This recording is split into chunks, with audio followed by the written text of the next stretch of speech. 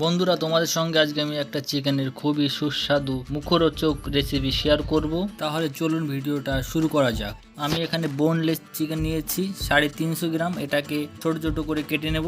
আমাদের চিকেন কাটা হয়ে গেছে, এবার এটাকে ম্যারিনেট করব। আদা এবং রসুন বাটা দেবো, পরিমাণ মতো লবণ দিয়ে দেবো, গরম মশলার গুঁড়ো দিয়ে দেবো, তার সঙ্গে পরিমাণ মতো গোলমরিচের গুঁড়ো দিয়ে দেবো। এবার একটা ডিম দিয়ে এটাকে ভালো করে ম্যারিনেট করে 30 মিনিটের জন্য চিকেনটাকে রেস্টে রাখতে হবে। চিকেনটাকে 30 মিনিটের জন্য রেখে দিয়ে আমরা এবার আমাদের ভেজিটেবলগুলো কেটে নেব। আমাদের এখানে ভেজিটেবলের মধ্যে আছে পেঁয়াজ, রসুন, আদা, লঙ্কা আর ধনেপাতা। এগুলোকে ভালো করে ছোট ছোট করে কেটে নেব। আমাদের এখানে ভেজিটেবল কাটা হয়ে গেছে, এবার আমাদের চিকেনটা ফ্রাই করে নিতে হবে। চিকেনটা ফ্রাই করার আগে চিকেনের মধ্যে 2 চামচ কর্নফ্লাওয়ার দিয়ে দিতে হবে। তারপরে এটাকে ভালো করে ম্যারিনেট করে ফ্রাই করতে হবে। আপনারা চাইলে কর্নফ্লাওয়ারের জায়গায় ময়দাও দিতে পারেন।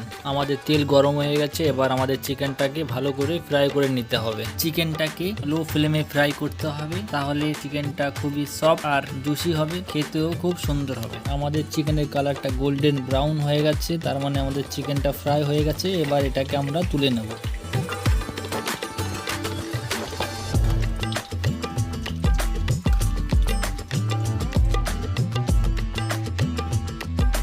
এই যে আমাদের চিকেন ফ্রাই হয়ে গেছে, এবার আমরা চিকেনের সসটা তৈরি করব। কড়াইতে একটু তেল দিয়ে পেঁয়াজ কুচি, রসুন কুচি, আদা কুচি দিয়ে এটাকে ফ্রাই করব। তার সঙ্গে লঙ্কা কুচিটাও দিয়ে দেবো।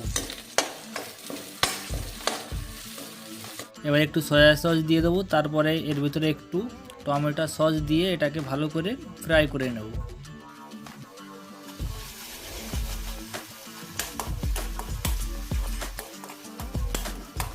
এবার একটু এর ভেতরে জল অ্যাড করে দেব, তাহলে গ্রেভিটা ভালো হবে আর আমাদের চিকেনের গায়ে ভালো করে এই সসটা লেগে থাকবে। আমাদের সসটা তৈরি হয়ে গেছে, এবার এর ভিতরে চিকেনটা দিয়ে ভালো করে নাড়িয়ে চাড়িয়ে সসটাকে ভালো করে চিকেনের সঙ্গে মিশিয়ে দিতে হবে।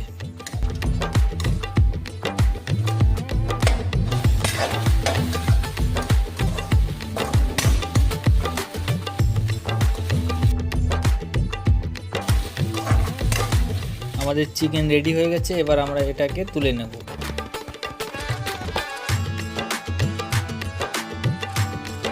এবার চিকেনের উপরে একটু ধনেপাতা এবং লঙ্কা কুচিটা ছড়িয়ে দেব।